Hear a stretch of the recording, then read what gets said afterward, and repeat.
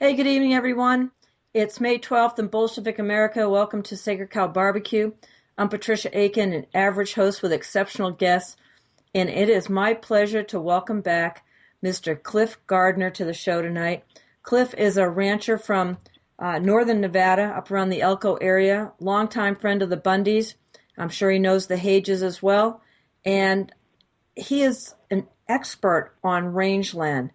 The last time he was on the show, and I mentioned it to Em and Bundy, said, "Wow, I bet you learned a lot, Patricia." And I said, "I sure did." So, Cliff, welcome back to the barbecue. Well, thank you, Patricia. It's really a pleasure. I know I'm so happy to hear that you were talking with Cliven's attorney today about what you know about the desert tortoises and what they're trying to pull. Do you feel that Harry Reid is making overtures and that they're going to try to raid the ranch again while there's only women there? Well, there's a good chance they will, yes. As is indicated that they believe it's a good time since all the men folk are gone. In some ways, I'm surprised they haven't already initiated some kind of movement to take action and remove the cattle. You know, this being an election year, you would think that would kind of put a damper on it. But on the other hand, Harry Reid's not up for re-election, nor is Obama. And so it is a little disturbing that, they could do that. But Carol feels confident that she can hit the send key and there'll be more people there this time than last time. Very well could be. The sentiment of the people across the United States has not waned, I don't believe, and could be even greater than it was years previous. Oh, well, let's hope so. I guess that's what we're praying for. And so let me ask you, you've known Cliven and Carol for a long time. Did you ever think you'd see him in solitary confinement? No, that's one of the greatest infringements on the rights of the people, the rights that were recognized by our Constitution. In America, we all know that we're supposed to be considered innocent until proven guilty. And now for our government to be conducting actions against these people before they've ever even gone into court, that's a direct abridgment of the Constitution, something all of us should be concerned about. Every one of them, every person living in the United States should be screaming from the rooftops about that sort of thing. If we don't, the government's going to become more and more arrogant as time goes by, and we're going to lose more and more of our freedoms. Yeah, exactly. And I feel that that's what this attack, and that's why they picked up so many. I've heard differing reports. Some said there were 102 on the original indictment. Other people said 624. So but the judge actually asked the federal prosecutor, Myrie, if they were going to be expecting any more indictments, and he said no. And I don't know if that means that there are any superseding indictments or if they were going to, pick up more people from the indictments. I feel like they'll... Well, one of the things I think they're trying to do is they're trying to intimidate anyone that might have a tendency to want to support the Bundys. They want to... That's one reason they're probably imposing these harsh actions.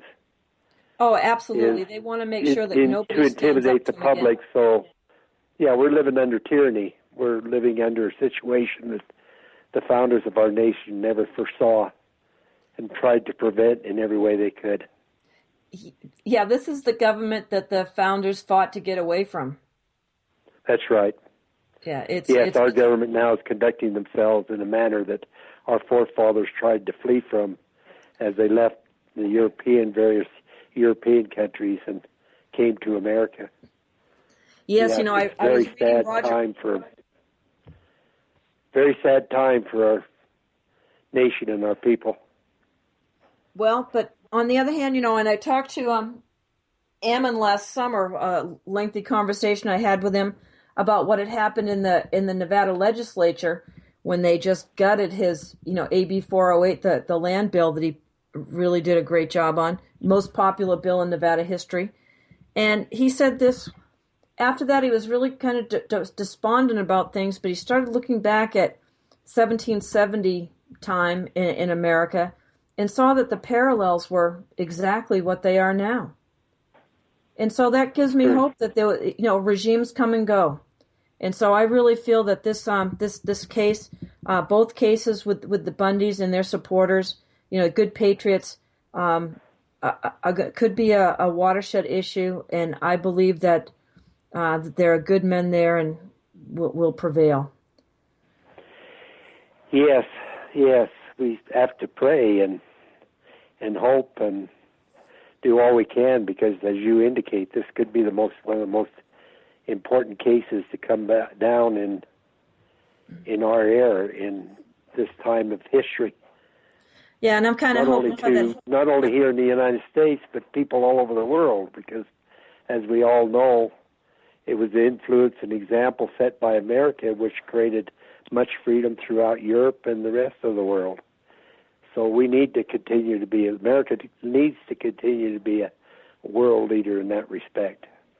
Absolutely. Get back to being a world leader instead of in tyranny. Yeah. And I get so tired of people calling this government overreach.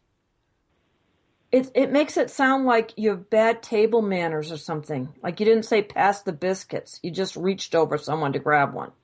No, it's tyranny. It's tyranny is what it is. That's the terms that the founders of this nation would use if they were living today. They would call it tyranny. Absolutely. Among other things. And people talking about activist judges and activist legislators and things like that. No, they're treasonous. Not yes, activists. It's treason. And they need to be considered as such and tried as such. Absolutely. So yeah, they take an oath of office. Yeah. To uphold the constitutions. The federal constitution as well as the state constitution. But nobody really understands their commitment when they do that, and American people aren't as dedicated to those values as what our forefathers were. And we need a rebirth in America, a big movement. Maybe that'll come if the economic crisis surfaces in the months ahead or years ahead. People are faced with tough decisions. Maybe once again the values of our forefathers will be championed again, but right now we're kind of living in a perilous time.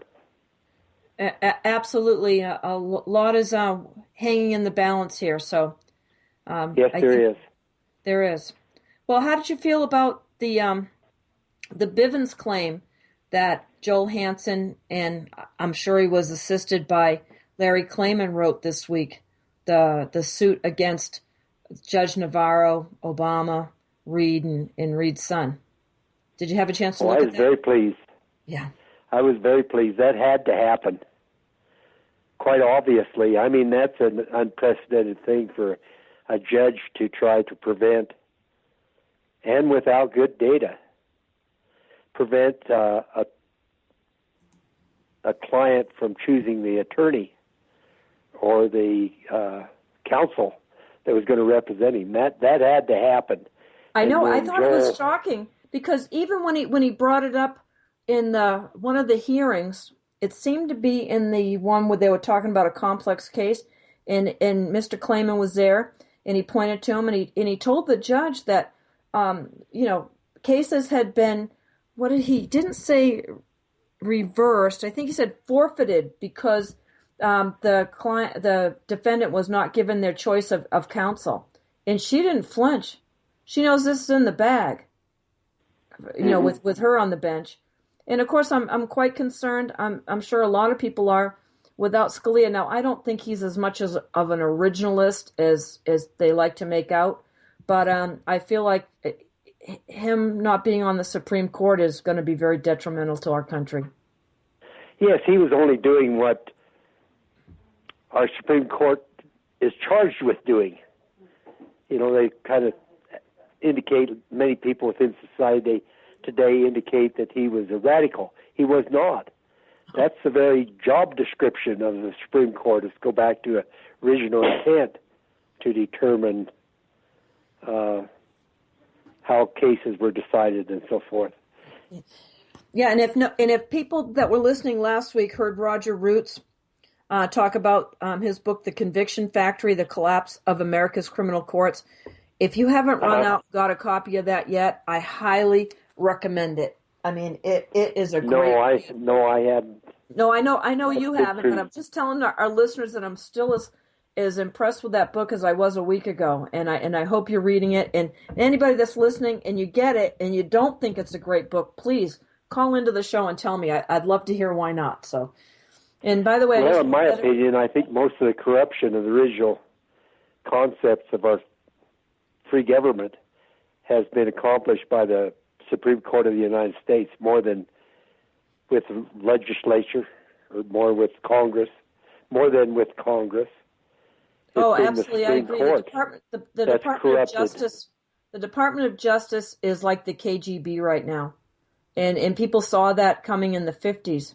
So yes, and it's interesting to go back and read the writings of Thomas Jefferson because he was very concerned. He saw some of the corruption coming even before his death. That the Supreme Court was going to be the most abusive of their responsibility to protect the original intent of the Constitution. Right, and you probably know the speaker. I only know the quote. I don't. I can look it up, I suppose. But I was always impressed with the founder that said, the cost of liberty is eternal vigilance. And that's what they've done. There were several of the founders alluded to that. Maybe the most famous quote was Benjamin Franklin, but not the quote you're speaking of. But he was asked when they had concluded the Constitutional Convention and adopted the new Constitution. He was asked what form of government that they had accomplished, and he says it's a republic if you can keep it. Exactly. And they were all scholars of history, and they knew that throughout time, democracies, not really true democracies, but our free systems of government that had risen and fallen throughout history last about 200 years. And of course, where are we at now? We're somewhere around 230 years or something like that. Right. Well, I'd say the republic's been gone for a long time. Yeah, we have. We've degraded into more of a democratic system, exactly. Which the founders warned us about. Exactly. So let's talk about these desert tortoises, because Harry Reid has all his environmental buddies all fired up again, and this is just part of the ploy, begging the BLM to come get rid of the Bundy cattle. And do you agree with the scientists that say that tortoises actually flourish where there's cattle? No, absolutely not. Let me give you a little bit of background. Okay. I and a few other people back in the 1980s could see where this was kind of heading.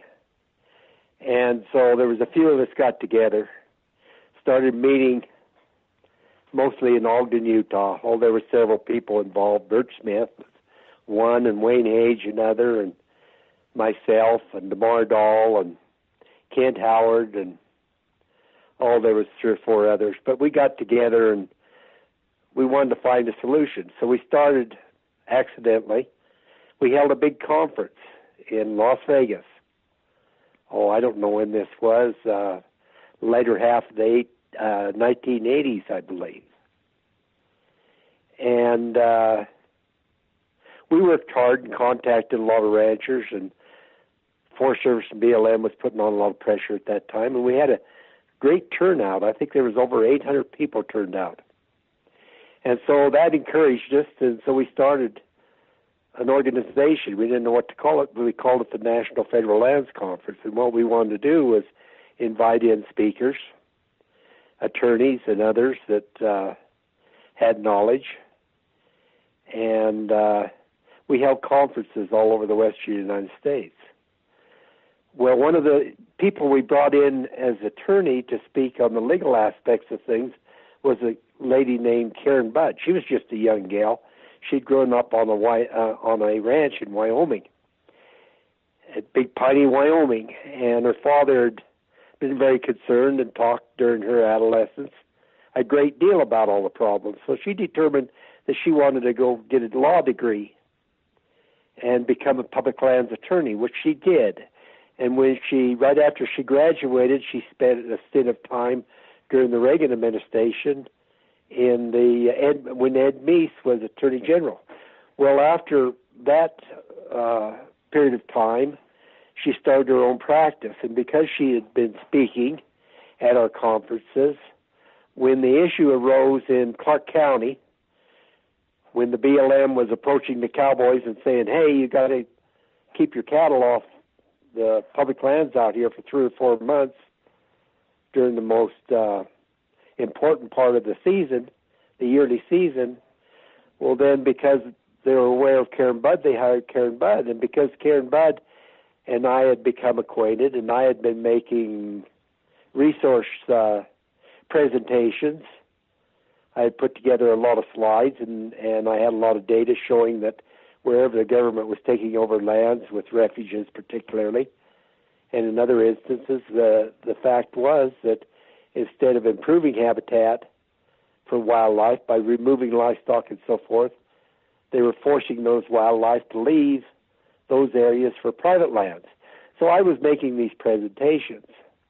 And I'd also done a good deal of research into the early history of settlement, because all data was showing that at the time of earliest exploration, there was hardly any wildlife in the western United States.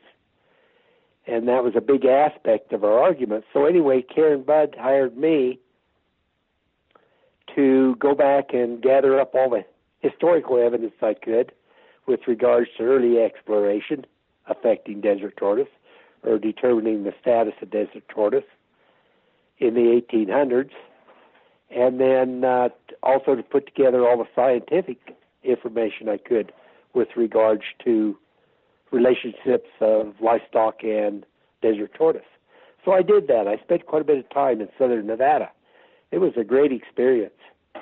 And during that course of time, I was able to retrieve all of the earliest records of exploration through northern, as people traveled from the Midwest or coming into California, as they traveled through northwestern Arizona and into California and also through southern Nevada, particularly down what was called then the Old Spanish Trail. And in every instance, these people, as they left areas further to the east, they knew how difficult it was to find food as they traveled across these barren plains.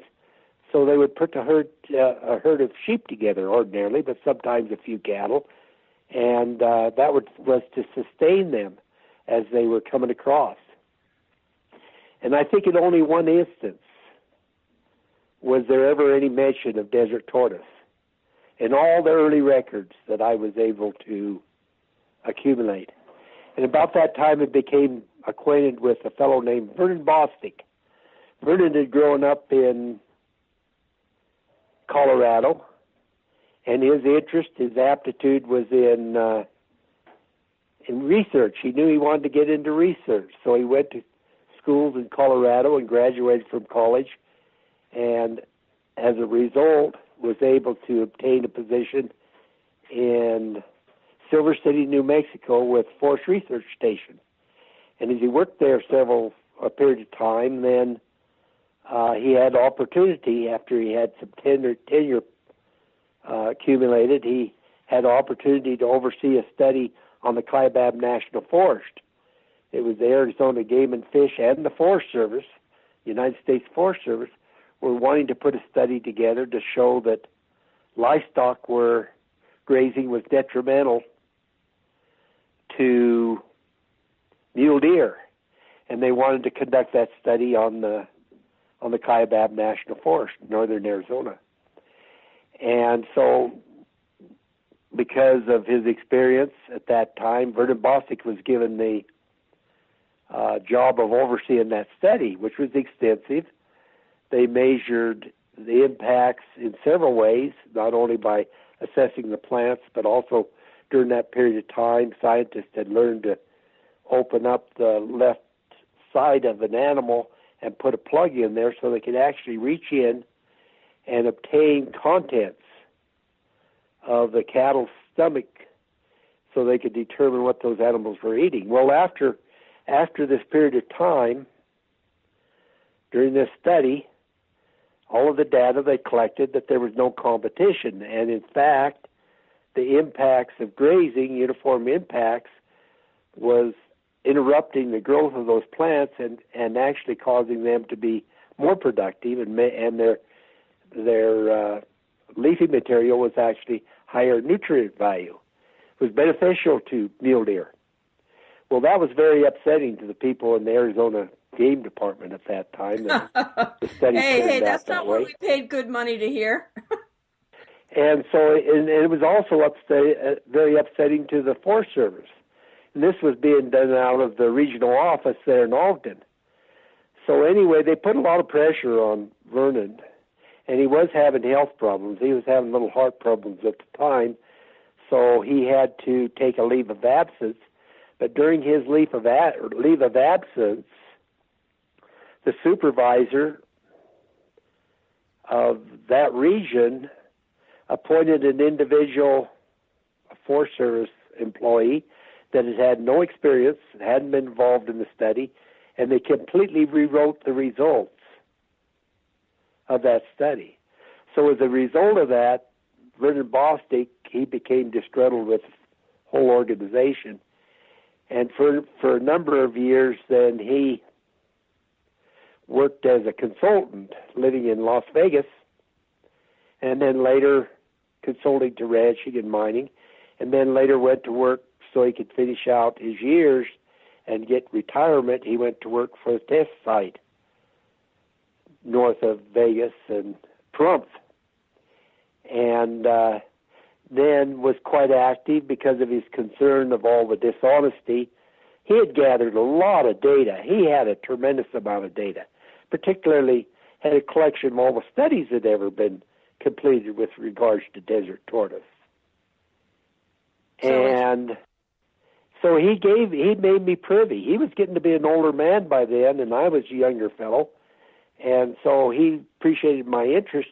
So I ended up collecting all of the data that he'd put together over all these years and all the history, and his history corresponded with my history. Then another thing I did is, with the help of the ranching community down there, they directed me to all the older patrons that lived within that area, Las Vegas and southern Utah and over into California, that had lived and rode and had experience during their lifetime. And so I was able to go around and interview all of them and write up affidavits. So we put together quite a number of affidavits of these older people who've now all deceased, but they all testified to the great abundance of desert tortoise that were present during their lifetimes as kids, growing up on the Beaver Dam slope and around Mesquite and out at Jean, and they all testified to the great numbers of tortoise there were, which corresponded with the science that Vernon Bostic had put together that shows that when grass plants are interrupted, that's a scientific term to mean that they're cropped, then it makes the plant send out new leaves instead of maturing and having a tough seed stalk. Those plants actually, like your lawns, it freshens up and becomes greener and more productive. Yeah, that's and that why was more beneficial to the desert tortoise because they like that lush new growth. Let me interrupt for a minute. So that's like pruning. So that's why like we prune pruning. things back, right? Because that's why we all go out and prune our shrubs and mow our lawns, because it makes everything more healthy. Right. And all the science shows not only does it make it more healthy, but it makes it higher nutrient value, higher in protein, higher in energies. And so tortoise, that's one of the benefits. But of course, the greatest benefit to tortoise was the predator control practices that were implemented because of the great number of sheep that were run all through the country. Both the private people and the trapping for early part of our history and right up into the 1960s, trapping was a big deal. I mean, everybody in the country could supplement their incomes by trapping. Kids learned how to trap. And, of course, the government was carrying on trapping programs, too. And Yeah, I know some folks that were raised in Canada, and as kids, they used to make a darn good living, almost an adult living on the trapping that they do. Yeah, back at that time, the younger kids in my dad's era, they'd run a trap line for skunks and weasels and stuff on their way to school, and then they'd check them on the way home, all these little country schools that used to be out throughout the West. And then on weekends, they'd check their traps once a week out in the further hills. They get a horse and ride out through the hills, and that's when they catch the coyotes. So they started learning to trap when they were young, and it was a way of life. And it was really what happened was in the early times when exploration was first going on, it was always kind of a situation where the predators kept the prey down. But when farming and ranching began to be a factor in the West and trapping occurred, really what it did was it created more of a balance between predators and prey, and it released the prey species. Everything became abundant. All of a sudden we had more mule deer, more antelope, more rodents, more. That's why when ranchers put in a field, pretty soon here comes all the rodents, and then after you have the rodents, squirrels, gophers, mice, then of course there's a greater basis of food for eagles, hawks, badgers, weasels, and so then pretty soon all this becomes a problem for ranchers, and so that's why they do a lot of the trapping to control the abundance of those things. But really, agriculture as a natural occurrence creates more abundance of all wildlife in that manner. And that's what the agencies just fail to recognize, and probably more accurately described as they choose not to recognize. Because right, that's what we call ignorance. They're willfully ignorant. They're ignoring. They're willfully ignorant, and we have a lot of data showing that they have suppressed a lot of that kind of data as well. We have absolutely proof over the years where they have consistently suppressed the data that does not fit their program, and quite often destroy data. Right, that is exactly. Significant. It means they've got to justify their existence. They beginning back when they created the Grazing Service, which became the Bureau of Land Management, and when they were creating and lobbying for forest reserves, back around the time of the turn of the century, they were lobbying Congress. It was interesting to go back and look at the records. During that period, it wasn't the people that were asking for these agencies to be created to stop overgrazing, quote unquote overgrazing. It was totally on the behest of those people in interior and agriculture. In other words, people that wanted to create the Bureau of Land Management and the Forest Reserve. Yeah, that's what we call the That's Eastern what the Establishment. congressional records show. It was strictly those people. For a 10-year period, with regards to before the Taylor Grazing Act was passed, for a 10-year period, they were constantly lobbying, and they finally got what they wanted. So once they're out here, then they have to justify again and again and again their existence, plus they have to ensure that the public is concerned, so there's more and more budget money coming forward for budgets. And so the biggest issue, of course, has always been overgrazing, always a constant dialogue, always at taxpayers' expense, all of these flyers, all this disinformation, overgrazing. And isn't it interesting Now, since the 1940s and 50s, we've seen a reduction in livestock use, 95% of our sheep, 50% of our cattle, which equates to about 70% reductions. And even after all this time and all the reductions, the constant rhetoric coming from the agency is still all this overgrazing. Got to get cattle off the range. Yeah, and so that's ridiculous. The history as I found it in all of my research, is that it's all a fraud, a pure fraud. And that's what occurred when the government came down on the cowboys. Now, Cliven Bundy, he knew all of this. I have his affidavit that he put together back there in 1992, 1993, I forget exactly when. But he was talking about, he has this family ranch up there. He supplemented his income for years by working in construction. He was an excellent cat skinner. He could get twice as much done. The person in construction that used to hire him quite often testified that Cliven could get twice as much done with a car as an average person. So when they put the pipeline across Beaver Dam Slope and Mormon Mesa and out through Jean going to California, the natural gas line project, I forget when it was. It must have been right there at the very early 1980s. Cliven worked on that project. And in his affidavit, he wrote about, because he was a rancher living in that area and running livestock, he knew where the livestock numbers had been reduced, where the sheep were run. And he talked about on the Beaver Dam Slope where there was light livestock use, they were encountering approximately one desert tortoise per mile. When they got up on Mormon Mesa where the sheep were coming through still in a traditional manner, plus like livestock grazing, the tortoise increased to 3 per mile average.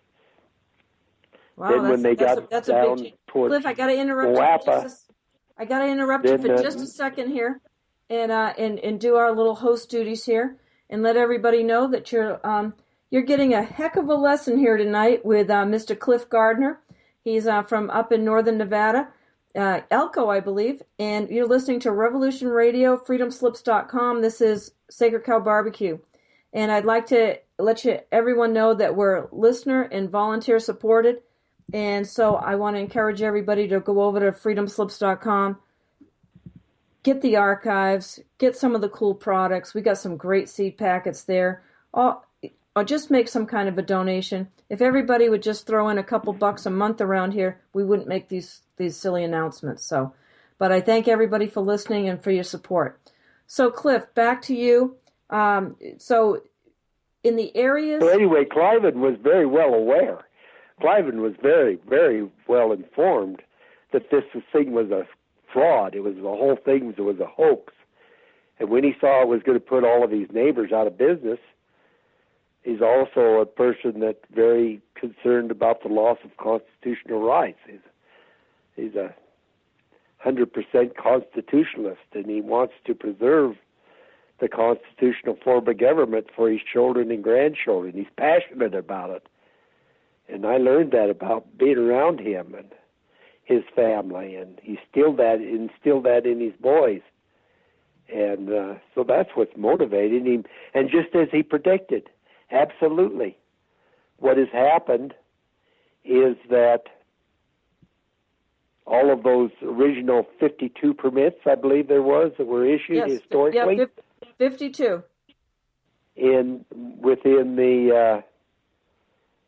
Within Clark County, only Cliven remains, and of course he didn't pay his fees because they put him off the range.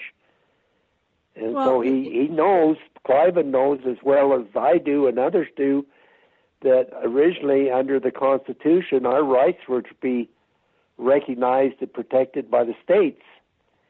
And if these lands were under state jurisdiction today, there's laws on the books where our rights would be recognized. Well, and if we were brought into court, we would be brought into a local tribunal, and it would be settled on the state level.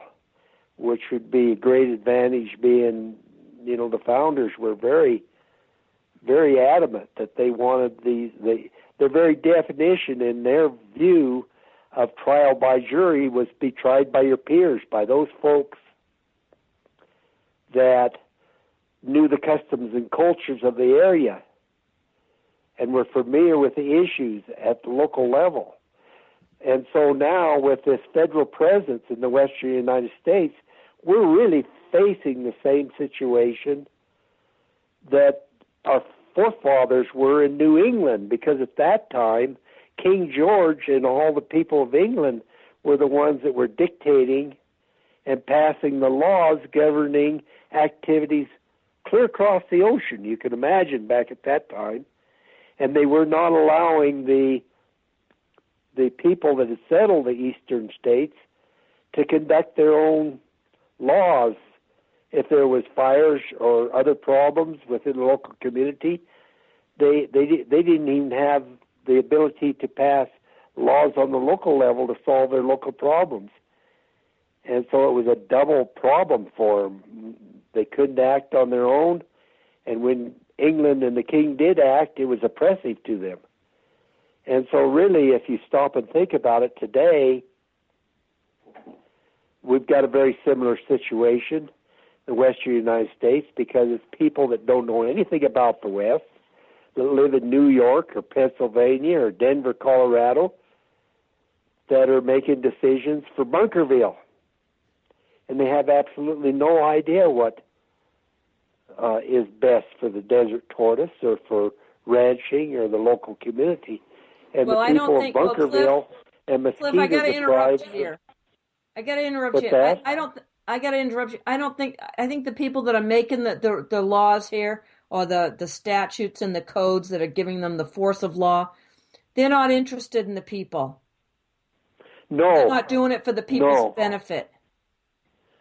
No, our culture has changed a lot. Early in the history, young people were taught, and the first and most important lessons was to always take others into consideration.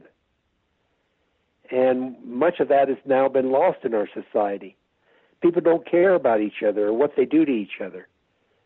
Oh, that's totally true. That's a problem as well. And and I've seen that is because of vaccines and the way they create brain damage. They really damage that part of the brain where people experience empathy for others. And the way our culture's been destroyed, and it's the me generation and what's in it for me. I mean, it's just right. This is where we're at, and that's one thing. You never feel that way around the Bundys. Oh no. Their culture is right in line with the original values of Americans. Absolutely, yes. That's one of the benefits of coming down early on and getting involved in those issues. In southern Nevada, I became acquainted with Cliven and others of his neighbors, like old Keith Ney. What a wonderful person he was. He did a lot of the constitutional research that Cliven depended upon, and unfortunately, we lost him quite a number of years ago. Well, he was the only rancher. That's what's kind of surprised me, because Mr. Ney was the only other rancher that stood with Cliven, and I don't understand why so many of the other ranchers threw in the towel and sold out to the BLM. I don't understand why they didn't band together. Do you? Yeah, it's very hard to understand. We see the same thing in Elko County. Apathy. Well, that's what the founders predicted. After 200 years, the people become apathetic. And boy, apathy is just so thick, particularly in mining, these big mining interests in northern Nevada. I mean, being corporations, they just cave and just want to buy the BLM off. And after their presence, after they started putting together these gold mines in northern Nevada, my estimate is that those interests probably did more to destroy most of the small family ranchers in central and, well, all across Nevada than even the government did, because they wouldn't stand up and fight. It was easier for them just to buy them off, give them what they wanted, give them some money to buy land with or buy easements with or go do anything, but just get out of your hair, because I guess at big corporations, time is money. And the government people learned that they could tie them up in regulations for years and years in planning processes, and that could shut down completely a mining venture. And so it was cheaper for them to just, so they got involved in politics in Elko County and rooted we family ranchers clear out of the whole political system. It's been a sad, sad thing. It is. It's really tragic, but we've allowed it to happen. And yes, we have. And so it's freedom is a lot harder to win back than it's easy to lose and hard to win back. So we need to. Yes, it is. We need to double down on this and really focus and wake people up about it. But freedom, like Ron Paul used to say, is popular, and I believe that's why they had to kill Lavoy Finicum, because he was such a great spokesman, as is Ammon and Ryan as well. And they could have handled that so much different. Pardon me? They could have handled that so much different. They could have laid siege to that refuge headquarters so easily, and they knew it. All they had to do is close the roads and scramble all communication. It would have made it very difficult for the Bundys and Lavoy and those people who were involved. They chose not to do that.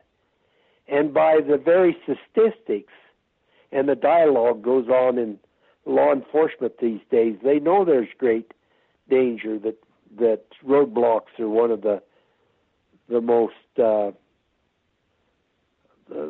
greatest chance that there's going to be such kind of confrontation there where people get killed. They knew that. That was a kill zone. I mean, there was no doubt in my mind that they wanted to kill all of them, and it's a miracle that they're not all dead. But the situation is that they didn't have anything to get them on. There was no trespass going on at the wildlife refuge, or the resource center, as the Ammon and Ryan as you started to call it, because they gave them the keys. They left the place open. They sent the employees on vacation. They weren't impeding anyone.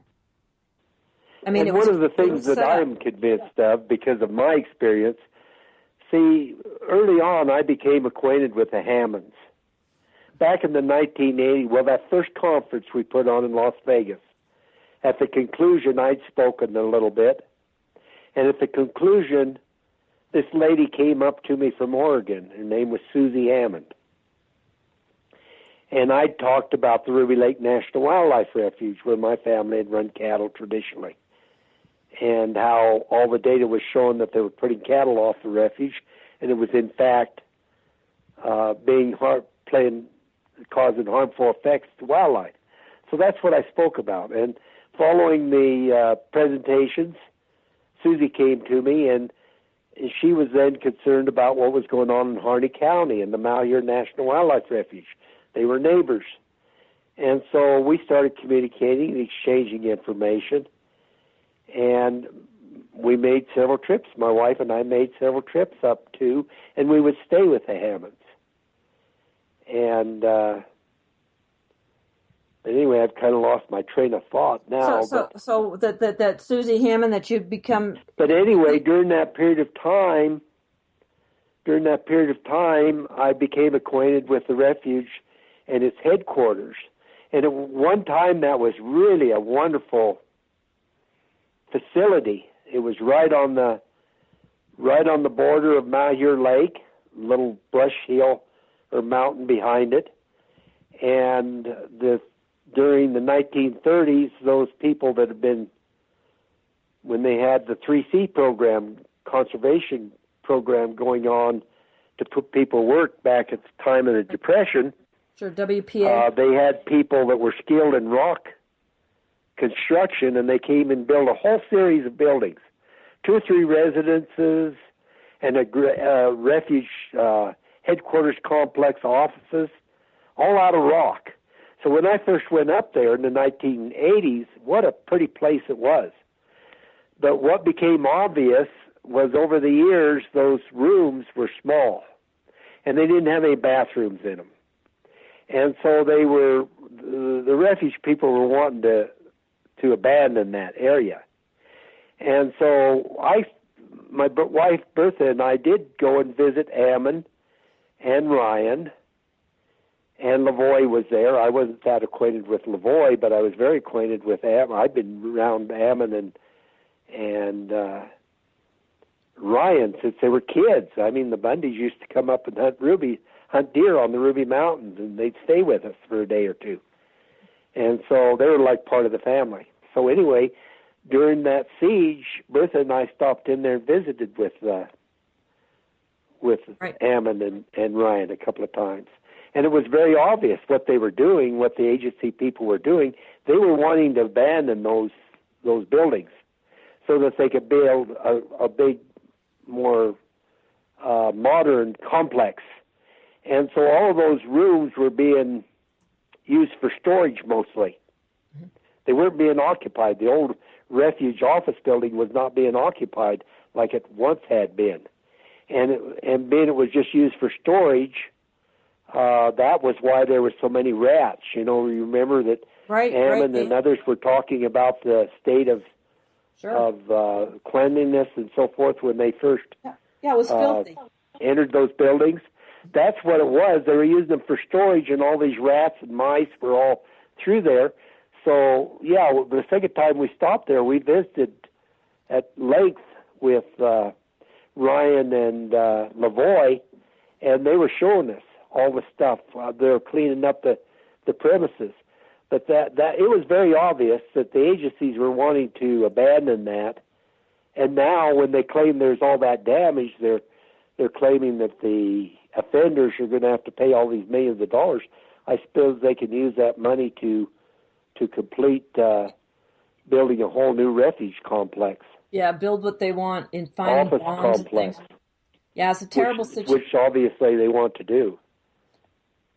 Cliff, we've got about we've got about 3 minutes, and I just want to say I am so happy that you were able to speak with Joel Hansen at length today, and I know that you're going to be a key witness in this whole charade that the federal buzzsaw is trying to put the Bundys and their supporters through. Yes, I feel very good because these people are going to be able to take advantage of all the data I put together, because I've been involved in this issue from the beginning, and so I'm going to have opportunity to contribute to maybe the solution of all this thing. Well, I think it's wonderful. I really do. I was just so delighted. You know, when I talked to you the last time on the show, we was on Tuesdays in Studio B back then, and I just remember, hearing what an expert witness you would be at any trial, never thinking that it was going to come up to this, that you would be an expert witness for Cliven and. Well, it would sure be a blessing. It'd be wonderful if we could stop all this tyranny and all abuse, because I'm like those Bundys. This is not just cattle grazing or desert tortoise. This issue is. It means whether this country continues to be a free and prosperous nation or not, and exactly. And so that's why this fight is so important. And I certainly appreciate what you do. And I want to say, Bertha and I have been getting your updates, and in our opinion, you're using good judgment. Well, thank you. It's very accurate, and you just keep up the good work. Well, aren't you great to say that, Cliff? I'm so happy to have you in the Bundy's Corner. I know Joel Hansen must have been turning cartwheels after talking with you today. I mean, if he isn't excited to have you as an expert witness, he'd be out of his mind. So I'm so grateful for what you're doing and what you're going to be able to do for this whole situation. And here you have experience in both cases. I mean, it's amazing. I think there's no accident here. So hey, we're all cogs in this wheel. You're a much bigger cog than I am, but we're all helping this wheel turn together. So I appreciate everything that you're doing for them. But the main thing that we need to keep doing is praying and believing. And I don't know what your Bible says, but my Bible says when we pray for something, believe that we've had it. So we have to get a victorious attitude going here about this and stop moaning and complaining, right? That's right. Very good. All right. Excellent. Well, Cliff, I'll look forward to, if you'd like to stay on, we're going to be having Eric Parker is going to be calling in here after the break, and also I believe Steve Stewart. Oh, I forgot to do one thing for him today. But and then we'll be talking with a man named Darryl Thorn, who's just been released from Portland and was up there. So if you'd like to stay on and visit with these men as well, I'd be happy to have you. But I know it's you know, I know your time's valuable, and if you need to go, I completely understand. What do I do? Just stay on the phone? Yep. Just stay on the phone. We'll take a break here in just a minute or so. It'll be starting here. The music will be starting in just a second, and I'll bring the rest of them on, and you get to greet everybody as well. Okay. And you don't have to stay for the whole time. That's not necessary, but I'd like to listen in. Oh, okay. If you can listen in here by phone, totally fine. That works for us. That'll be great. So all right, thank you. Here's the music. Okay.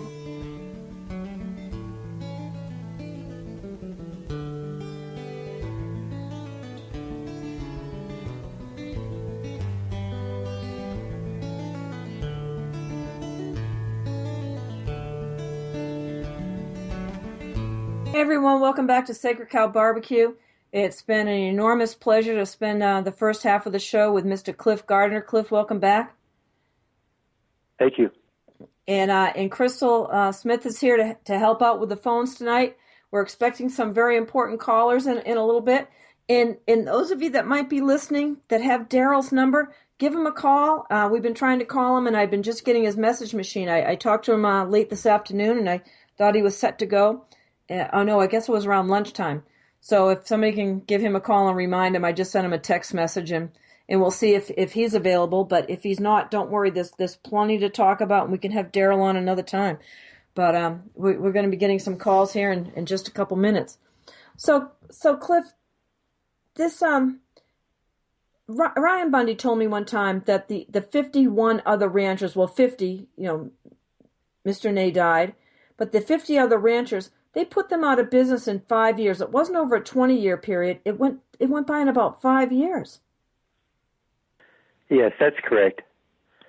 It didn't last long after the Bureau of Land Management implemented their new restrictions on grazing. And then, of course, a lot of pressure was put on Clark County, the county commission, that the agencies wanted them to buy the ranches' permits up. So some of the later ranches that were a little more resistant and hadn't quit voluntarily, Clark County paid them for their AUMs, or their permits, to some degree. And that ended it all, except, of course, with regards to the Bundys, who have determined that they're standing against what the federal government's doing. I'm not happy to hear that my property taxes, this is Crystal, or a portion of them went toward this kind of thing. Yeah, that's what happened. Oh, gosh. It did help the ranchers, I suppose, a little bit, but it's certainly not good for the wildlife. That's what we're finding in northern Nevada and elsewhere, too, is that everybody wonders why the range carried so many livestock so long ago. It's like I was speaking of earlier. There's been good studies completed by persons that have been associated with the University of Nevada, Reno. Good studies where they went out and put in exclosures and where cattle could not come in and graze, and even wildlife in a second stage of the exclosure. And they found that many species of brush, and particularly bitter brush, will actually produce up to 80% more vegetation than will stagnant brush that just quits growing because it reaches a certain height. And not only is that vegetation more productive, but also, like we're talking, higher in nutritional value as well. So now, with the sheep industry practically gone, they used to winter mostly in the Black Sage Flats in all the desert valleys across central Nevada. And all those, as those domestic sheep would impact that black sage, then it would send forth new growth. And that new growth there was three advantages to it. It was more productive, it was higher nutrient value, and it was usually lower in the toxins that are naturally produced by sage to kind of discourage grazing. I remember talking to a friend of mine that was a little younger but had gone to high school in Elko, Nevada with me, Ray Corda, and I stopped to see Ray one day. He lives on the other side of the mountain in the Jigs area, off the Ruby Mountains there. And I didn't know anybody lived in Jigs. I've been there. I asked Ray about that. But Ray's family had traditionally run sheep, and they had wintered down south of Highway 50 in the Pancake Range. And he said when all the other sheep producers went out of business, that the BLM started approaching him and wanting him to scatter out his use more evenly in allotments, in other allotments that hadn't been used for 3 or 4 years. And he said he didn't realize it at first, but he put his sheep there, and his sheep were very discontent. They didn't like that brush that hadn't been impacted and used. And so he put on extra herders. The sheep wanted to go back to his area where it had been traditionally used every year. And so he put on extra herders and extra help to force the sheep to stay on those areas that hadn't been grazed for 3 or 4 years. And then the next thing he noticed was that his animals were dropping weight. They weren't doing as well on that feed or that black sage like they had done previous. So he confronted me and he says, think about it. He says, deer are the same way. They traditionally have summered in the high mountains of northern Elko County and on the Ruby Mountains, etc. And then they migrate south to central Nevada during winters, and particularly hard winters. And they and the sage grouse are both dependent upon that black sage in the wintertime. And if that vegetation is not as productive, is not as healthy, then sage grouse and mule deer do not do as well either. And so that has been quite interesting to me to pursue that. And well, the BLM obviously doesn't learn from history or science. That's right. Choose not to. Yeah, willfully ignorant. And the University of Arizona did a lot of. The University of Arizona did a lot of work on, on this desert tortoise issue, and they found the same thing. And I've had Adrian Sewell on before, and he's said the same thing. I mean, if you're looking, wildlife always flourishes wherever herds of livestock are. That is correct. That is correct. And historically, it's been interesting to me that during the first 20 years of exploration, beginning with Jedediah Smith crossing through central Nevada, returning to what became Utah in 1827, his testimony, that of Peter Steen Ogden, and that of John Work, and many of the other ones that we've recorded, clear up to a testimony that was completed by James Clayman in 1846. These people didn't see a sage grouse. Sage grouse were just not encountered. They made tracks all over looking for beaver. And then following that, of course, came the great migration of miners and immigrants to California, beginning in 1848 and 1849. And instead of them testifying to there being harsher conditions and less grass as they traveled down the Humboldt on the Overland Trail, the testimony was different. These pioneers then started talking about seeing a few sage grouse, and that there was good feed and fresh feed for their cattle. It was actually increasing the numbers of grass plants along the Humboldt.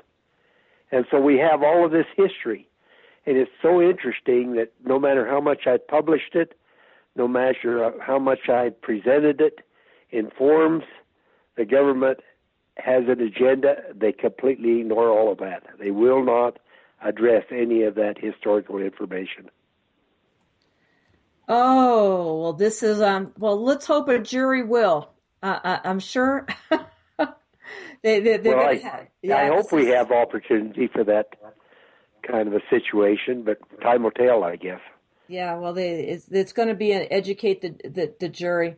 Yeah, you know, I'm disappointed here. I'm so thrilled to be able to keep talking with Cliff here tonight and have Crystal with us, but Eric was supposed to call in at 8:05, and I did a test call with him last night, and it worked fine. And so I'm kind of surprised that I'm not hearing from him now. And I tried not to put this out too early, but I'm wondering if he's run into difficulties at the facility, and if that's the same situation with Steve, if they're being punished for this or whatever. So I'm really disappointed. Are they both in Pahrump? No, Are they both in Pahrump?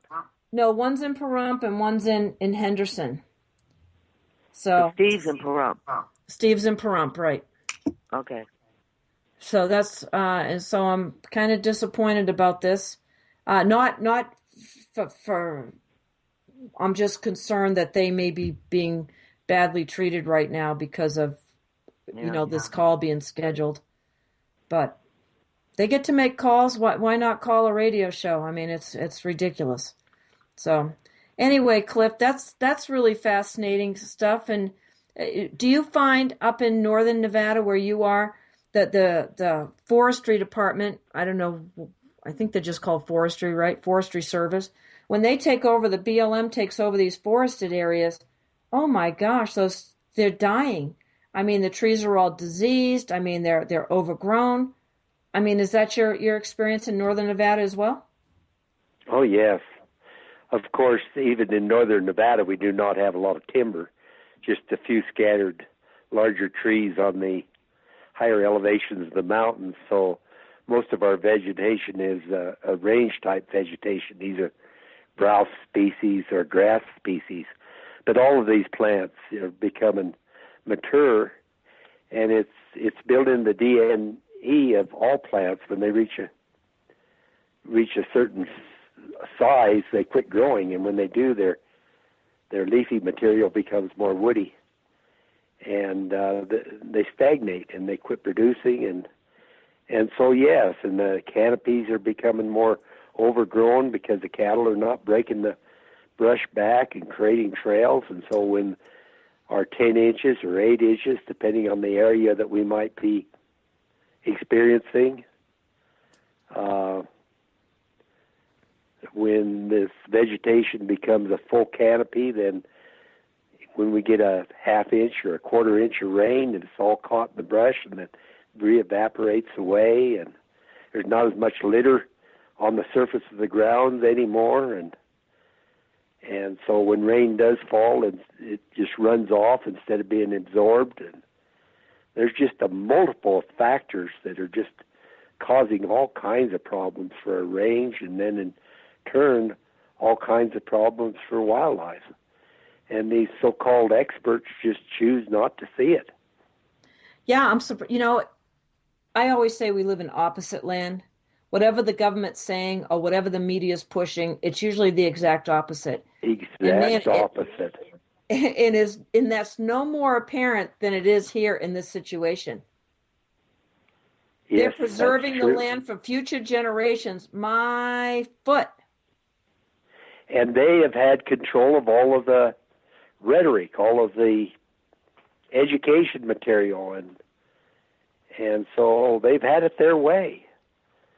Yeah, it's interesting. They've been able to convince the general public, the general populace, that they're the saviors of the earth, and everybody's indoctrinated in that concept, in those concepts. And boy, it's just destroying our American system of government, destroying the livestock industry and the local communities and wildlife, and there's just no end. Yeah, it's amazing. I went to a meeting that Harry Reid had sponsored for Progress Now Nevada, some liberal group like that. And guess where they get to have their meetings? They get to have them at the jury room at the federal courthouse. And the place was packed with all these liberals. Well, I sat next to a man who's running for assembly again, and I got talking with him, and this man from the Lands Foundation, and I wanted to say who from Alaska was sitting behind us. I want to say, who paid your ticket down here? And they started discussing this with me about, oh, I bet you're a Bundy supporter and all this. So I straightened him out on the facts. And when you give these people facts, they just go on to the next subject. They pretend they didn't hear it. Yes, It's that's so true. frustrating. You must be up to here with that. Oh, yes. It's been experiencing that for years and years and years. There's no incentive for these people. There's no conscience. They have no conscience. They just have an agenda and they don't care. That's I used that's to what you're. think, Pardon me? I used to think as a young man, I'd attend the meetings and everybody, if you presented good data and the truth, that they would have enough conscience, enough courage and integrity that they'd admit and have the same objectives, but they don't. These people that work for these government agencies, I don't know what they're teaching them in these colleges these days, but when they come out, truth and justice is not an objective at all for these people. They're some of the most dishonest people I've ever been exposed to in all of my life. I never thought I'd be exposed to people with such lack of integrity. Yeah, it's shocking. When I wrote an article one time when I worked for the Idaho Observer about a man named, his pen name was Yuri Bezmenov, and he'd been a high-level KGB intelligence officer, and he defected to the U.S. by dressing up as an American hippie in 1970 and came to the U.S. and defected and was talking all about ideological subversion. And he said after 15 to 20 years of this, in the education system, just stuffing these people's heads full of things, they couldn't see evidence. Even if you showed them photographic evidence, they couldn't grasp it. That must be the situation we're facing here in the United States today, because I'm seeing more and more of it. It's a very progressive thing, and it's seeping out into the private sector as well. People become indoctrinated. We talk about politically correct thinking, and then there's also the element of apathy, and then there's the element that people are becoming more greedy, and so they, instead of thinking about what's good for the entire country and future generations, it's just they think about themselves. But it's a combination of all these things, and it's destroying America, right? Without question. But they use that opposite land phrase, oh, we're preserving this land for future generations, with nothing could be further from the truth. They're destroying Nothing could be further from the truth. Resource health across the western United States and across Nevada is deteriorating year by year by year. Our wildlife numbers are decreasing rapidly, almost every species, even including their own data with regards to resurveys of rodents and so forth. They're finding fewer chipmunks and fewer mice and fewer pack rats, and almost all species are declining in number. I have all that data if anybody's ever interested in it. But well, I want to ask you, Mr. Gardner, I don't know if it. I wanted to ask a question, but I don't know if it's off. It's a little off topic. I've always heard that the ranchers and wild horses were at odds with each other. Is that true? The Mustangs and the wild horses that I guess are getting rounded up now and removed from the desert.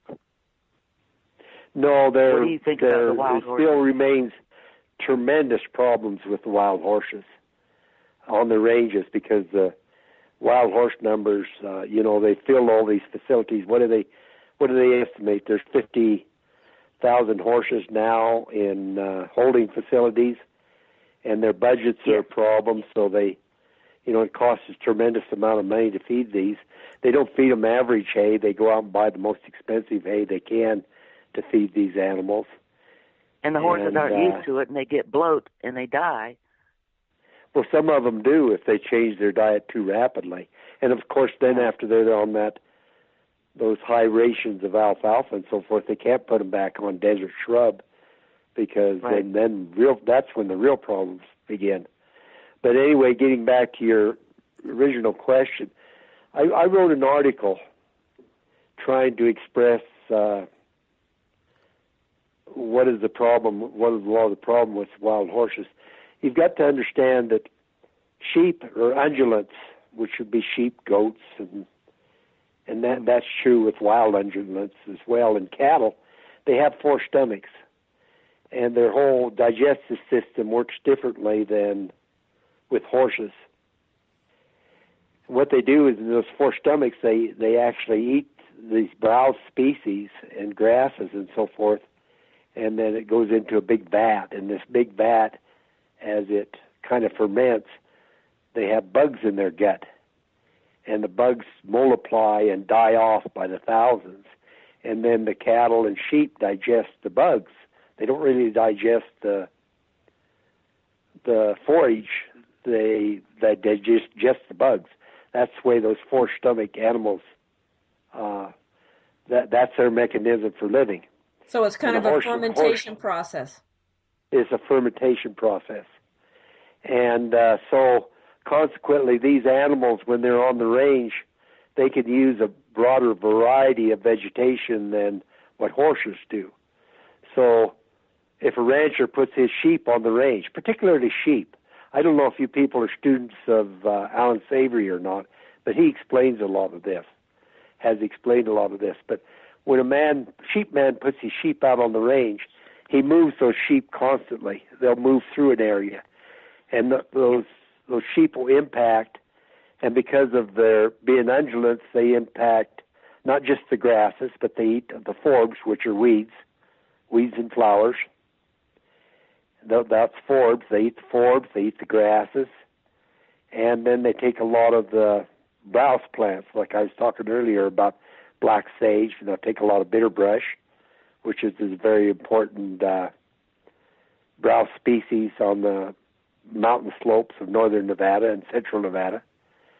And they'll take a little of all of that, and then they'll move on. So they're only there for a short while, and then those plants have a chance to recover.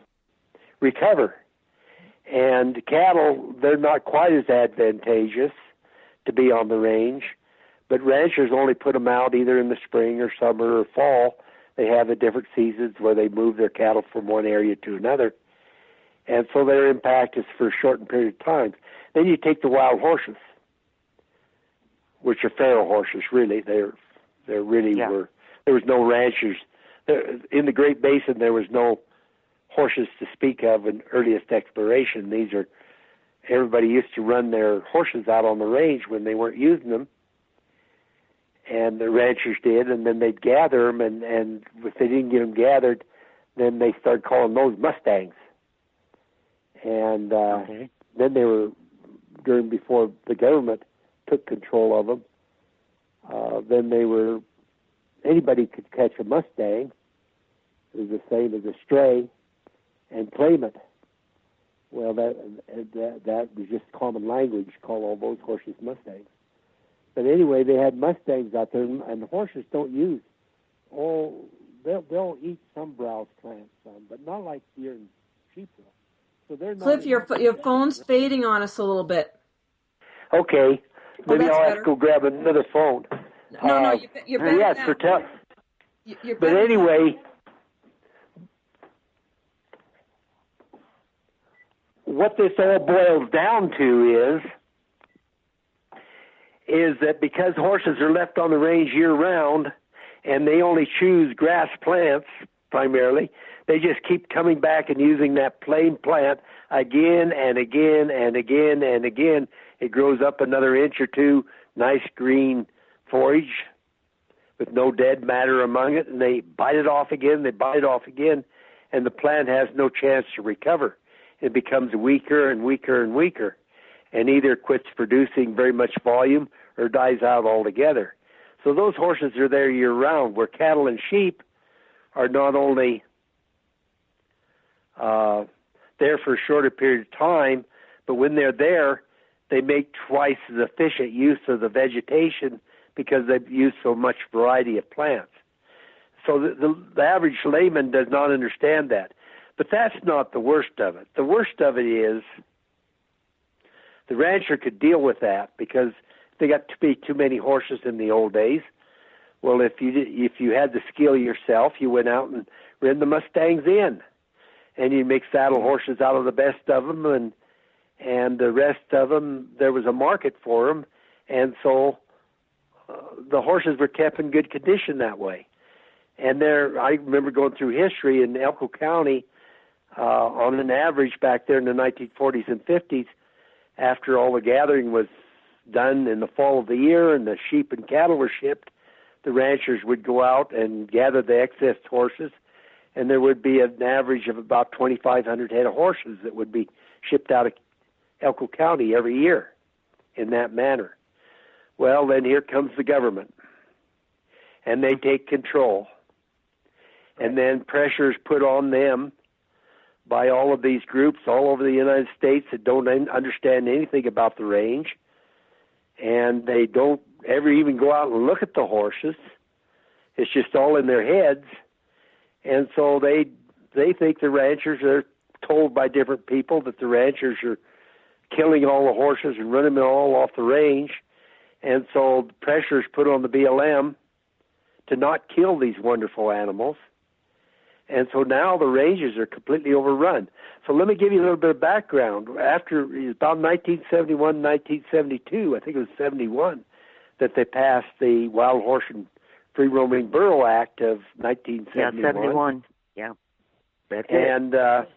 And so shortly after that, I didn't get started right away, but I was able to gather up all of the editorials and articles that have been written in papers across the state of Nevada with regards to problems. And the first one is 1974. That's not long later. They had a big drought up there on the Wahi Desert, northern Elko County, and the water's all dried up, and there was a whole bunch. And the BLM took a bunch of pictures. I have copies of all those pictures. And then the horses came in there and trampled the existing water holes. Half of them were dried up, and they mixed the water, the existing water, with the mud, and the animals came in there and they couldn't sip that mud. And I have pictures of all the colts. They lined up 9 colts in one instance, took a picture of them that were just, they pulled them out of the mud. They were just covered with mud. Spring of the year, all these little, there's one foal still living. They pulled him out, and they got a picture of him, and he was so thirsty that he tried to stumble back into where the moisture was. But those kind of instances, I've kept track, and every year or two, right up until this last year even. Remember, they just recently had a big die-off down there, lack of water, and they had to euthanize, well, they killed them is what they did. They killed, what was it, 24 horses, or how many was it? I have the article. But anyway, here 2 or 3 years ago, I put together all of these articles, all these instances. But that's what occurs when you have this situation where foreign people, faraway people, think that they have the right to interfere with local government. It should be local communities make the decision. And now we have all these ranges that are absolutely denuded. Anybody that wants to come to Ruby Valley, I can take you out and show you these white sage flats that used to be beautiful. As a young man, I used to go out there and run horses myself. I was a Mustanger. I loved it. Loved wild horses. Well, Cliff, and if I ever had a chance. Cliff, are you familiar with rancher Kevin Borba? I believe his name is Borba. He's a man that the Did you get a copy of those 2 blogs he recently put out? No, I got a copy of the video. Yeah, the videos? Yes. No, those are very accurate. I was really pleased. And old George Parman? Yeah, I know George real well. I'm sure He's you do. 80, I mean, that's a shocking 82 or story. 83 now? What's that? That was a shocking story that they released wild horses back. Well, see, old George Parman, he was a Mustanger himself. His folks came into Nevada in early or late 1800s, and they established cattle and sheep operations. His grandfather and grandfather's brothers up there in northwestern Nevada, up there by Gerlach, up there by the Sheldon National Wildlife Refuge in Long Valley, but they operated in that country. But his family went broke in the Depression, and then his dad, George's father, spent his life trying to get back in the cow business. And George worked with him as a young man, and they got a pretty good outfit put together, and they operated there the old Flynn place in Diamond Valley. But George, all of his life, trapped and ran Mustangs, cut post, did whatever he could to supplement their income to put themselves back in the cattle business. And so old George was just about as familiar with as anybody with the Mustanging. And during this period of time, they traded ranches. They lived in down there by Carson City at Weeks. They had a place at Weeks, is just a little ways out of Fallon there. Then later they acquired the Smith Creek Ranch, which is about midway between Fallon and Austin. And then later on they traded for a larger outfit, and they operated down south of where Wayne Hage family now operates. They had Barley Creek and Hunts Canyon, and George lived down there for a long time. And then the last place they had was there in the northern Diamond Valley. Okay, and we so got to George take a was quick time. familiar. Cliff, we got to take a quick time out here. I got to do our station ID, and we're going to try and dial Darryl Thorn in. I know you're going to want to hear this part of the conversation.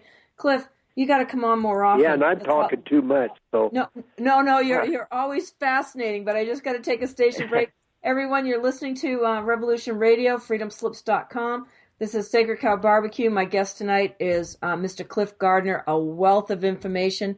And also Crystal Smith is here. We were hoping for some calls from Eric Parker and Steve Stewart. And I did a test run with them last night. This shouldn't have happened. And so I'm concerned for their well-being and comfort right now. So, because it should have been Can I fine. ask a question? Yeah. Oh, okay. So, there's a ring. Yeah, I'm calling Darryl. Oh, okay. Yeah. Well, I'll go ahead and ask my question while it's up. So that legislation in 1971, that meant that the ranchers couldn't touch the Mustangs anymore, couldn't help them, couldn't claim them.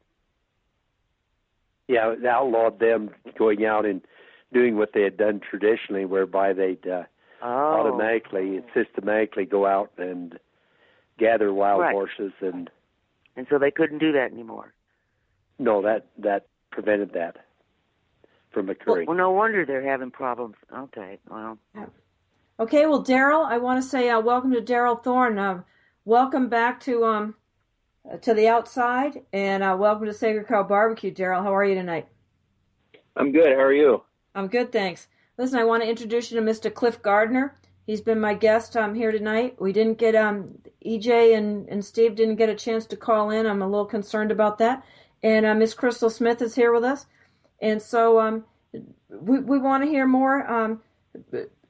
Cliff is just an expert on the situation, even in Harney County, because he knows the Hammond so well, and he's a range expert. So I'm sure he'll have something to add to the situation that we're going to be talking with you about. But where do you want to start? You want to start with the Trump meeting, or you want to start about being released? I think it was just a miracle that Deborah Sue put it on Facebook, and someone offered you a job, and last minute it fell through, and then someone else came in. Tell us about that. Oh, that was a blessing in itself. I mean, the judge was trying. I mean, I think they're trying to hold us in there by any means that they possibly can, and they had determined that I wasn't a danger to the public and a danger to law enforcement. So the judge simply stated, he said that if you're able to find work, if you're able to get a job, then I will go ahead and grant your release. I don't know if you guys know just as well as I do that trying to find work when you're in jail is next to impossible. It's hard sometimes when you're not in jail. But thanks to the support of the community, I was able to secure work and a roof over my head, and I'm very, very grateful and thankful to the Patriot community out there that really pulled together and made this happen. Well, Darryl, I want to talk to you about two things. I don't know if we can, but first of all, people are dying to hear about the Trump convention and what happened to you there. Right. So with the Trump, with regards to the Trump campaign and what had happened, in Trump's defense, Trump didn't know who I was. He didn't know why I was there. There was no pre-meeting arranged between any of us. I was just there in hopes that I can get the word, get the message to him that there's patriots behind bars, political prisoners that need help. And by going there was a bold move on my behalf, I think, because Trump's had a lot of counter protesters. Trump's had a lot of Hillary supporters, counter protesters. They paid protesters. They get $17 or $18 an hour to go out and protest. So in his defense, when I started speaking loudly, because he did mention that there was about 10,000 people present, and it was pretty packed. I mean, it was elbow to elbow. There was quite a few people there. When I had spoke up, I don't think he necessarily heard what I was saying, even though I was 15 feet away from the podium. I don't think he really heard what I was saying. So in his defense, Trump really is a good guy, a great guy, and he still has my vote. After all that happened, he had reached out to me via his campaign manager, and his campaign manager got a hold of me and relayed an apology and had said that if they had known that would have never happened at all. And I accepted the apology and we moved on.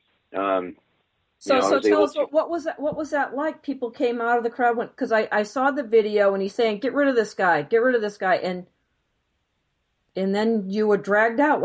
How was that? Well, you don't want to. I can tell you this: you don't want to be there as a Bernie supporter or a Hillary supporter. I'll tell you that much. On my way out, I was saying the Bundys need your help. The Bundys, they're being jailed wrongfully. They need your help. They need your help. Can you help? And I support Trump. I support you.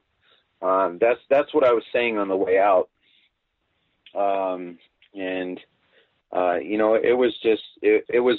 It was an amazing sight to be had, seeing 10,000 people part like the Red Sea, and make way for you to go out.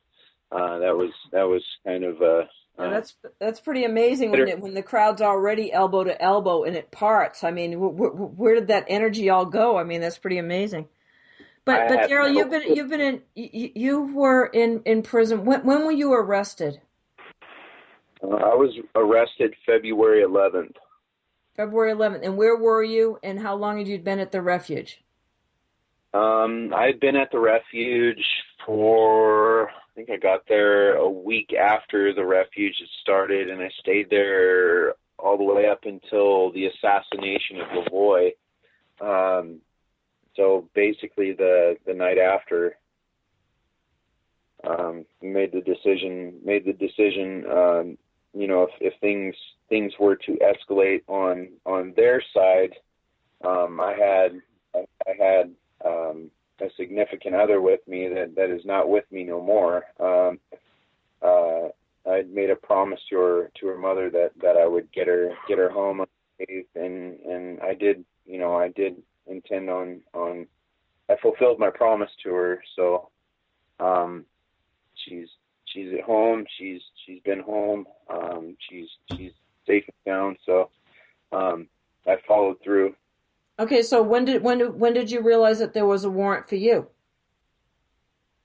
Okay, well, I didn't know that there was any warrant for me. When I realized that is when I had a wall of feds. I was at a motel in Bend, which is like an hour and a half away from the refuge. By the time I had left, they had everything blocked off. So trying to regain access into there would have been really, really difficult. So I was kind of I was out in Bend at there's a Super 8 motel right there off the freeway that I was at. So okay. But they picked me up. They picked me up when, like, it was early in the morning. I think it was like at 8 in the morning, 8 a.m. We went down there. Me and the girl I was with went down there, and we went down to the lobby to get coffee. And there was two gentlemen sitting at this table, at one of the tables down there in the lobby. And right as we went down there, both of them immediately got up and walked out the back way, as if they were trying to, block the exits. And then at the same time that they walked out the back way, there was just a wall of guys coming towards me. I had coffee in my hand. They grabbed my throat, the back of my neck, threw me to the ground, put an elbow to the back of my head, busted my the top of my eye wide open.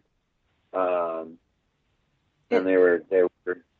Well, did this really call for that? I mean, if they had walked up to you and said, are you Darryl Thorn? And you said yes, and you said, well, you're under arrest, would you have made a fuss?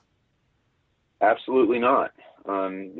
Because through the Malheur, while we were there, we were there peacefully. We weren't there to cause anybody harm. We weren't there to intimidate or threaten anybody. We were there peacefully. And that's what needed. It needs to stay that way. And continue to be that we're peaceful. We're a peaceful movement, and we don't want to. We don't wish harm or violence towards anybody. So which agency arrested you? Was it the FBI? There was one FBI agent present to oversee what was going on. As far as I know, it was the agencies that were with the FBI agent that was overseeing what was going on was Portland SWAT. Interesting. Okay, I'm going to jump around a little bit because we're running out of time, and I want to hear where you were after Lavoy Finicum was killed, and who you were with at the Sundowner. So where I was when we caught word of Lavoy, basically that was at the refuge. I was at the refuge, and hearing our initial information that we got was it was scattered. We couldn't really make sense of what was coming in. The message simply said this: two are shot. One's dead, and the other one's on his way to the hospital. We didn't know who was shot, who had passed. So we were trying to figure all that out, and then there was another message that got through that Lavoy was murdered. I'm sorry. Okay. And Ryan had taken a shot to he was shot in the shoulder. So when we got that information, that had caused a huge panic because of why we were there. We were there peacefully. We weren't there to cause any harm or intimidate or threaten anybody. And I will continue to say that till my last dying breath that we were there peacefully, and we weren't. Oh there. my gosh! Beyond peacefully. I mean, it wasn't any kind of a standoff. I called it a stand up, and everybody that came in, I mean, just was offered food. I mean, it was like an open house.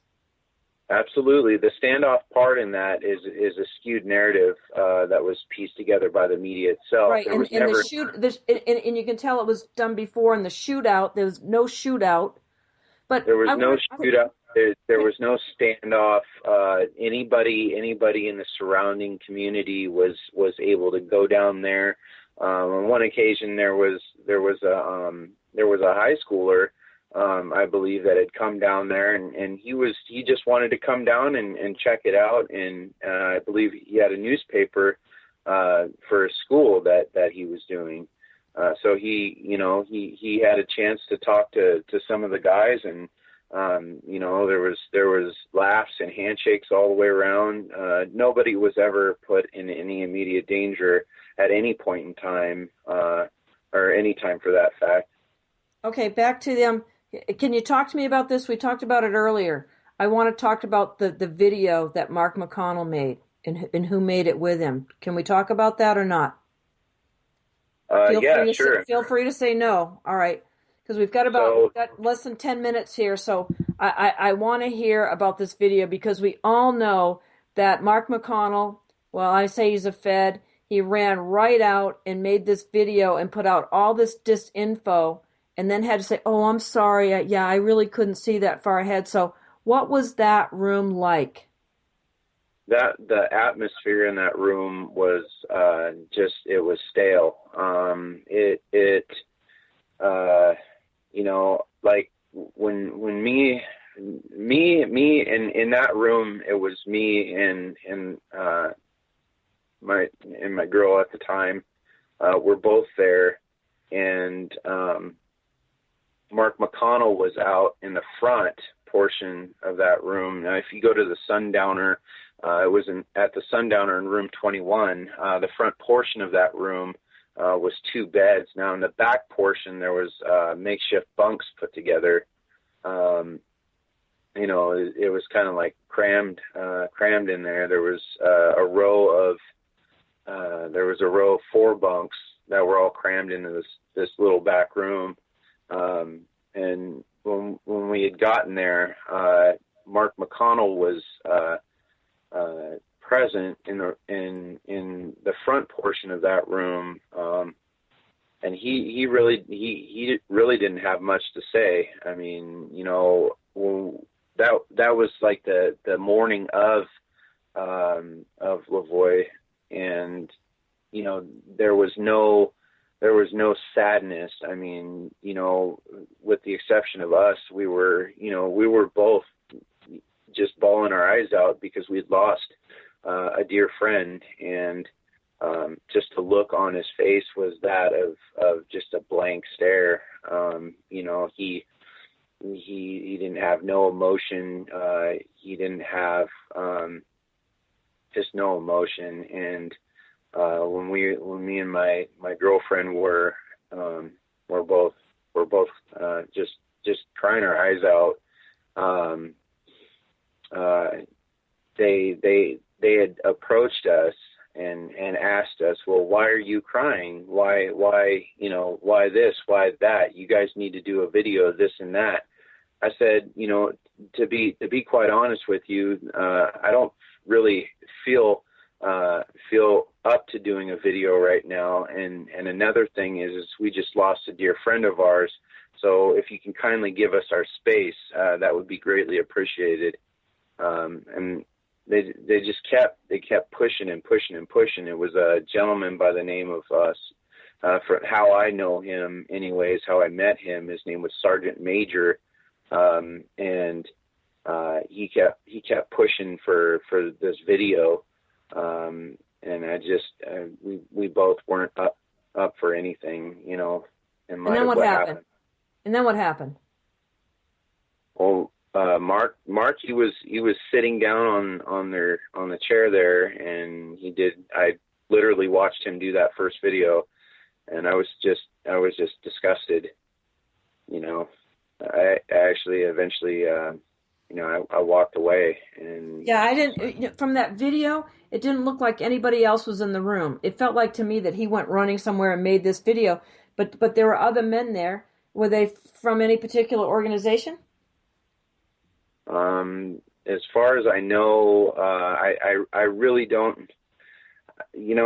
As far as I know, Sergeant Major is an oath keeper, and when Sergeant Major actually came and picked us up at the country store there, I think it's like 5 miles away from the refuge, and the whole time he was just saying, how many people are in there? Is there women and children? Collecting intelligence.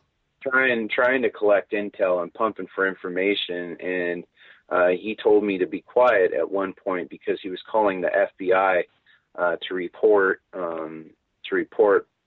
if anything was said to him, which there wasn't. Wow, interesting. I got a question for you.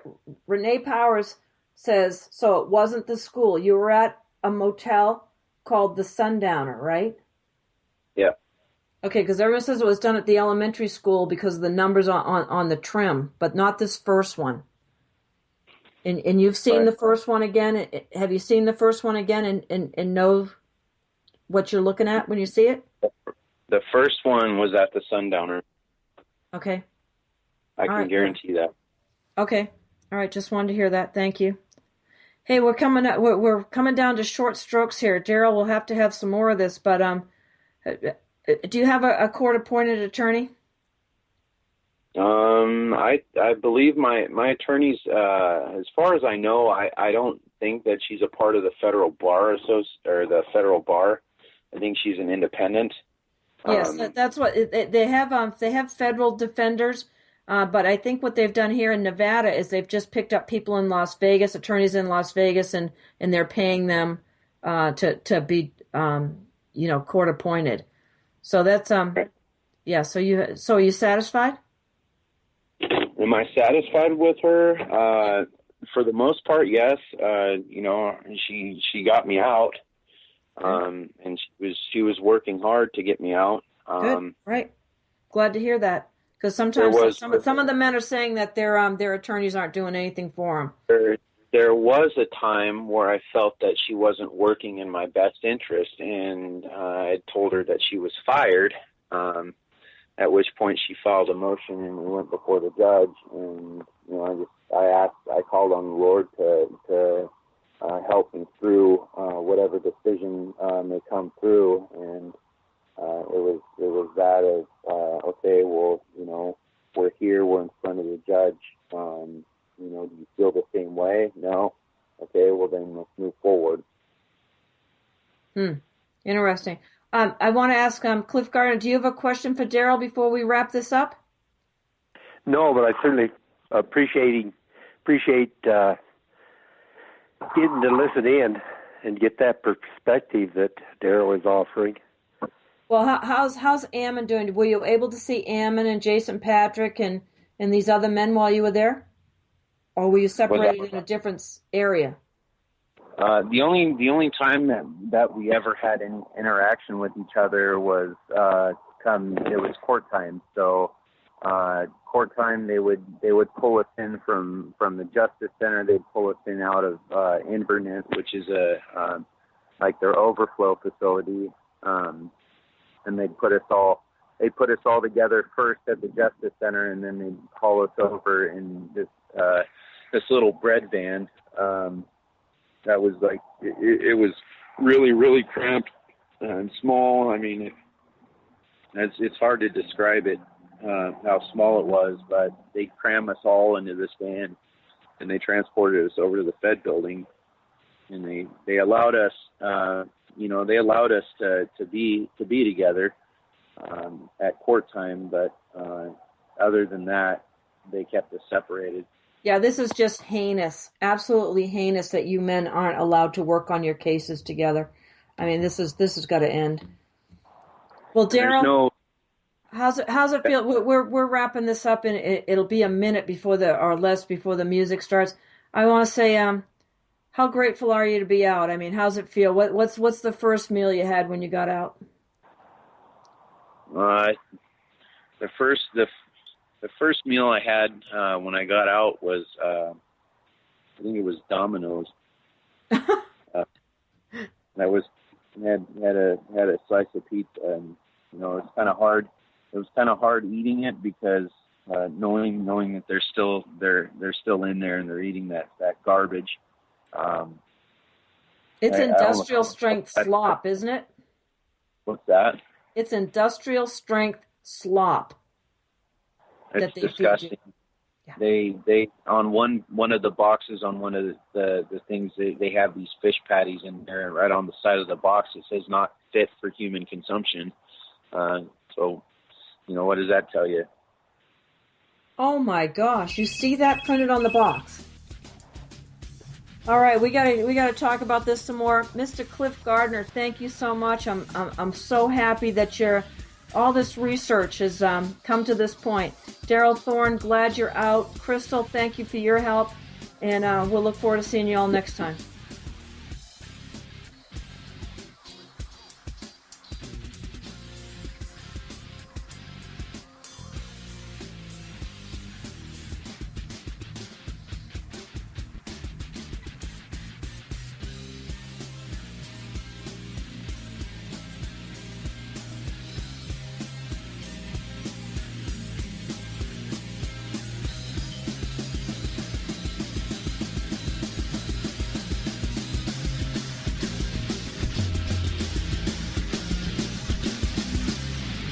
Listening to Revolution Radio.